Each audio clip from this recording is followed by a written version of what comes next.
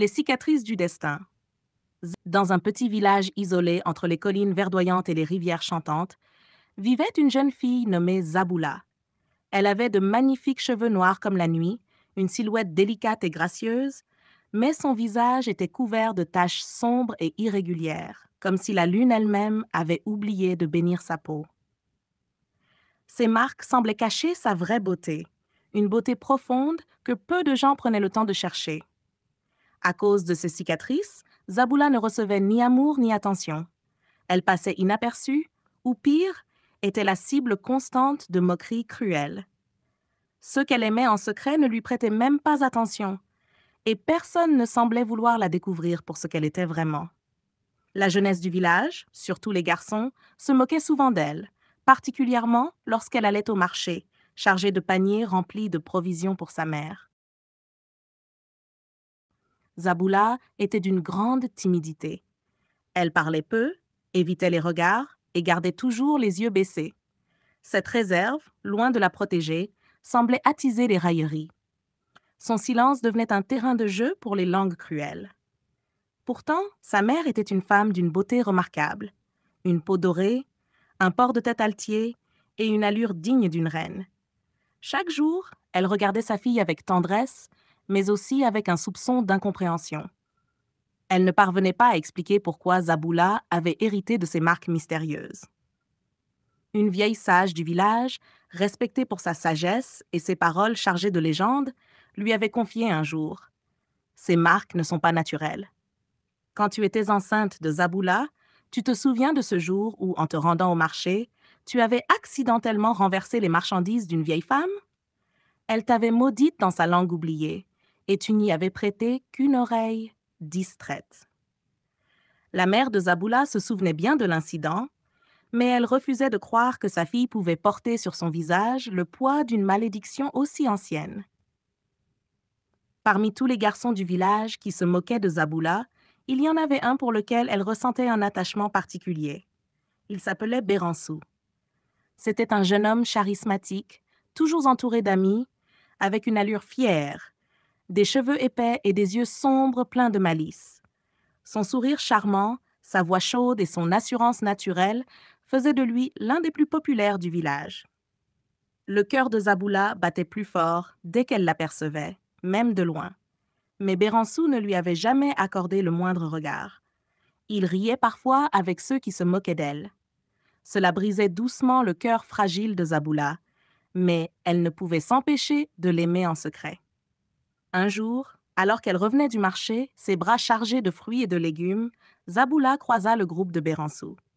À leur tête, comme toujours, il avançait avec son assurance habituelle. En le voyant, elle sentit son cœur s'affoler et baissa aussitôt les yeux. Mais l'un des amis de Béransou, Abdali, un garçon grossier et moqueur, lui barra le chemin. Sans prévenir, il renversa les paniers qu'elle portait et la poussa violemment. Les rires fusèrent aussitôt. « Regardez-moi ça !» cria Abdali. « Même les chèvres sont plus jolies qu'elle !» Zaboula tomba au sol, les genoux écorchés, les mains salies, ses marchandises éparpillées dans la boue. Elle ne pleura pas. Elle se contenta de rester là, silencieuse, les yeux rivés sur la terre. Béransou riait lui aussi au début, mais au moment où son regard croisa celui de Zaboula, un étrange frisson le parcourut. Il la regarda vraiment, pour la première fois. Il vit ses longs cils tremblants, ses lèvres légèrement entr'ouvertes et l'architecture délicate de son corps, frêle mais harmonieux. Il vit la souffrance dans ses yeux, cette douleur muette qu'elle portait comme un voile invisible. Quelque chose en lui se brisa. « Assez !» cria-t-il soudain d'une voix forte et grave. Le silence tomba d'un coup. Ses amis, surpris, le regardèrent interdits. Béransou s'avança, prit Zaboula par la main et l'aida à se relever. Il sortit un mouchoir de sa poche et essuya les larmes silencieuses sur ses joues tachées. Zaboula, confuse, rougissante, se dégagea doucement et s'enfuit sans un mot.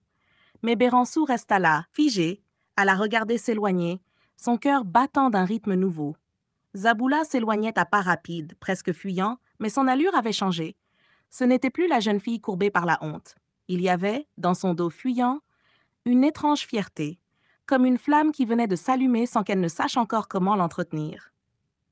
Béransou, lui, demeurait immobile. Une pensée tenace ne le quittait plus. Comment ai-je pu ne jamais la voir avant? Son regard, qui quelques instants plus tôt s'était perdu dans les moqueries faciles de ses amis, se remémorait maintenant chaque mouvement de Zaboula, comme un film ralenti gravé dans sa mémoire. La façon dont elle serrait ses paniers contre elle, ce balancement naturel de ses hanches qui, sans qu'elle ne le cherche, éveillait une grâce brute, presque envoûtante. Elle avait une manière de marcher, une sorte de déhanchement doux, non pas exagéré, mais fluide, presque mélodique, comme si son corps dansait sans musique. Et puis, son visage. Oui, il y avait les taches. Mais derrière ces marques, il y avait des yeux d'une profondeur troublante, sombre et calme, comme un lac de minuit. Sa bouche, fine mais bien dessinée, tremblait parfois légèrement lorsqu'elle luttait contre ses émotions. Et quand elle baissait les yeux, c'était comme si elle portait un secret que personne n'avait encore su mériter. Béransou ne comprenait pas ce qui lui arrivait, mais il sentait que quelque chose avait basculé en lui. Chez elle, Zaboula était silencieuse. Sa mère s'affairait à nettoyer ses genoux écorchés tout en fulminant contre les garçons du village. C'est fini, je vais parler à leurs parents. Non, mais ça ne peut pas continuer ainsi. Mon enfant n'est pas une bête. Ce sont eux qui devraient avoir honte. Zaboula, d'habitude fermée, laissa échapper une phrase presque inaudible. Maman, il m'a défendu. Sa mère s'arrêta brusquement. Qui ça? Béransou, ce nom si souvent synonyme de douleur muette pour Zaboula, sonnait aujourd'hui différemment. Il portait une étincelle d'incompréhensible. 3 jours plus tard, Zaboula retourna au marché.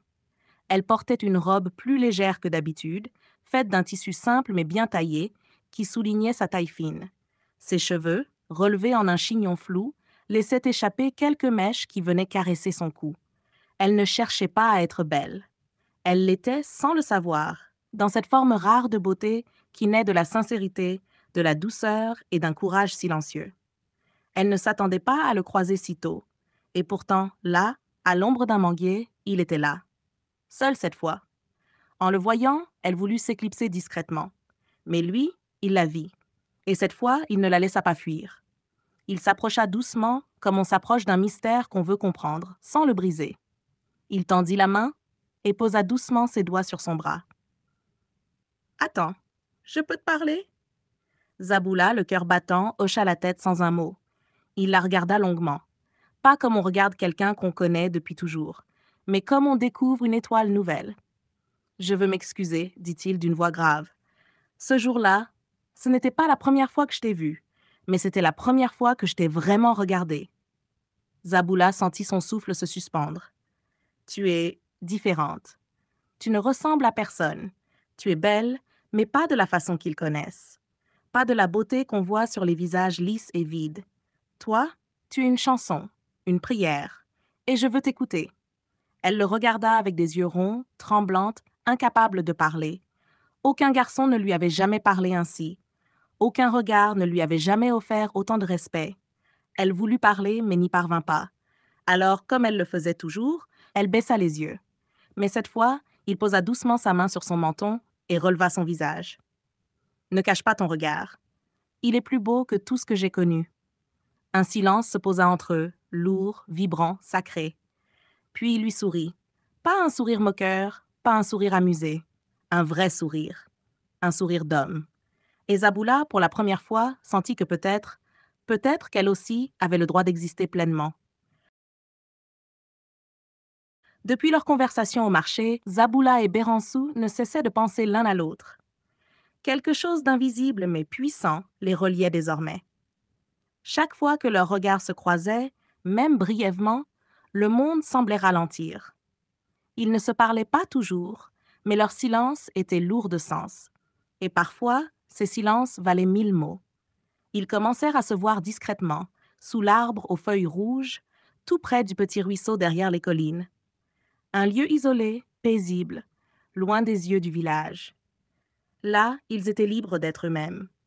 Zaboula riait timidement aux plaisanteries maladroites de Béransou. Il adorait la voir sourire. Ses yeux s'étiraient légèrement, son nez frémissait doucement et ses épaules se détendaient enfin. Elle était belle, tellement belle. Mais ce bonheur était teinté d'angoisse. Zaboula savait que sa mère ne comprendrait jamais. Elle connaissait trop bien les regards de mépris, les rumeurs venimeuses, les jugements rapides. Elle avait passé sa vie à protéger sa fille du monde. Et maintenant, ce même monde venait frapper à leur porte sous la forme d'un garçon aimé. Un après-midi, le ciel était chargé de nuages dorés. Le vent léger faisait danser les feuilles autour d'eux. Béransou était venu la retrouver plus tôt que prévu, avec ce regard doux qu'il ne réservait qu'à elle.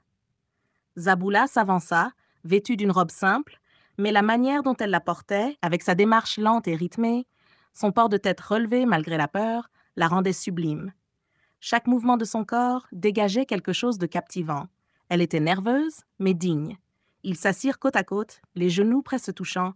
Elle semblait vouloir parler depuis longtemps. « Béransou, Béransou, il sursauta. »« Quoi? Pourquoi tu dis ça? Parce que ce qu'on fait, c'est pas juste un jeu. Toi, t'es aimé, t'es respecté. Moi, je suis tachée. Et je veux pas que tu deviennes comme eux à cause de moi. » Elle avait les yeux humides. Sa voix tremblait. « Zaboula, regarde-moi. » Il prit son visage entre ses mains délicatement. « Je suis déjà devenu quelqu'un d'autre, depuis que je t'ai rencontré. Quelqu'un de vrai.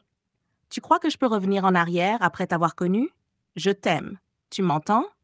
Je t'aime. » Elle secoua la tête, incapable d'y croire. « Non, tu crois m'aimer, mais tu ne sais pas où ça mène. Ta mère, mes cicatrices, les autres. » Il lui prit les mains. « Ce n'est pas eux que j'ai choisis. C'est toi. Et j'irai où tu iras, même si tu veux pas de moi. Je veux pas que tu souffres. Alors aime-moi. C'est tout ce que je demande. » Elle éclata en sanglots et se laissa tomber contre lui.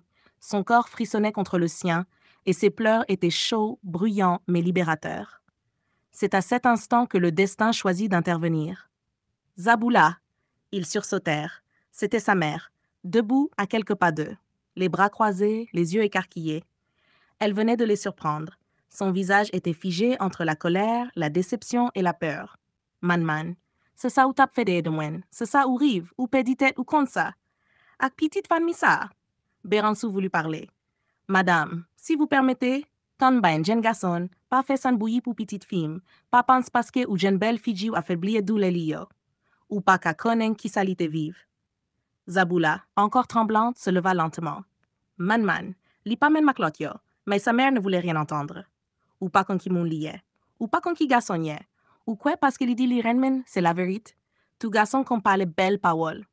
Men la vie difficile, c'est où qu'a prêté pour compter ma couille. » Un silence tomba. Zaboula, soudain, leva les yeux. Il y avait une force nouvelle en elle. « Man, mouen pas choisi mak mouen. Men mouen choisi li. » La mère resta muette. « Ou toujours dim faut m'apprendre vivre avec doule mouen. Men ou pas jam dim que m'jen dois pour vivre avec l'anmou. » Elle prit la main de Béransou. « Merci parce que ou t'es toujours là pour mouen. Men si ou voulez toujours ren même, ou doit bataille pour ça.